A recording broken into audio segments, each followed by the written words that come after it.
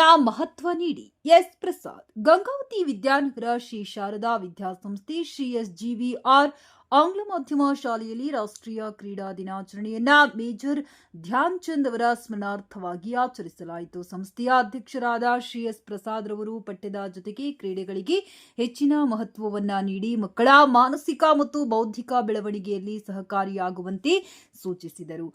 ಈ ಸಂದರ್ಭದಲ್ಲಿ ವಲಯ ಮಟ್ಟದ ಕ್ರೀಡಾಕೂಟದಲ್ಲಿ ನಮ್ಮ ಶಾಲೆಯ ವಿದ್ಯಾರ್ಥಿಗಳು ಭಾಗವಹಿಸಿ ವಿಜೇತರಾದ ಕ್ರೀಡಾಪಟುಗಳಿಗೆ ಪ್ರಶಸ್ತಿ ಪತ್ರಗಳನ್ನು ವಿತರಿಸಲಾಯಿತು.